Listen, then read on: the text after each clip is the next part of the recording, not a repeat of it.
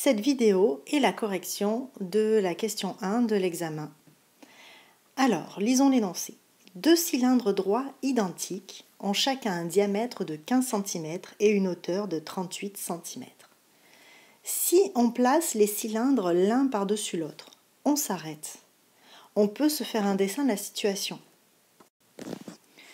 On nous dit que les deux cylindres sont identiques.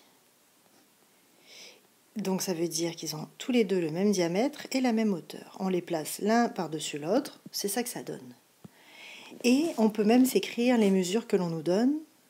La hauteur ici, c'est 38 cm et le diamètre de chacun des deux cylindres, c'est 15 cm.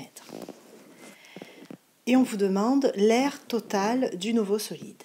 Alors, l'aire totale, qu'est-ce qu'on a besoin de calculer? On a besoin de calculer l'aire de cette base ici, puis l'aire de cette base-là. Et il faut se demander, est-ce qu'on a besoin de l'aire des bases qui sont collées l'une à l'autre? Ben non, puisqu'elles sont collées, on ne les compte pas. Alors, l'aire d'une base. La base, c'est un disque. Et la formule pour calculer l'aire d'un disque, c'est pi fois rayon au carré. Là, on nous donne le diamètre. On nous donne le diamètre qui est 15 cm. Pour trouver le rayon, il faut toujours faire le diamètre divisé par 2, ce qui donne 7,5 cm. Je remplace le rayon par 7,5 et ça me fait pi fois 7,5 au carré, ce qui donne 176,71 cm².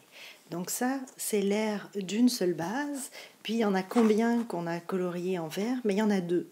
Donc, l'aire des deux bases, c'est 176,71 fois 2, ce qui nous donne 353,42.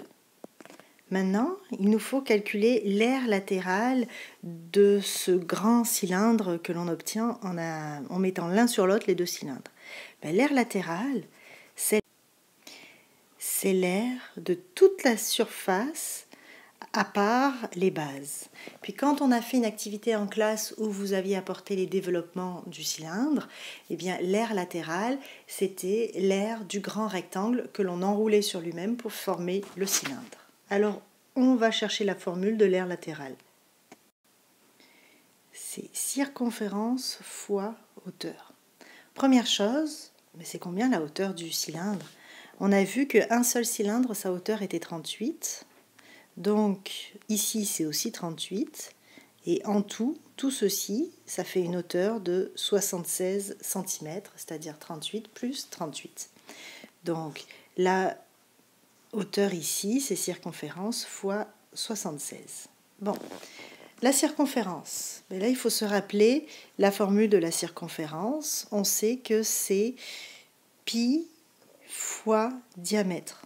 Donc, c'est pi fois 15. On a donc l'aire latérale qui est égale à pi fois 15 fois la hauteur 76. On fait le calcul et on trouve 3581,42 cm². Il ne nous reste plus qu'à conclure.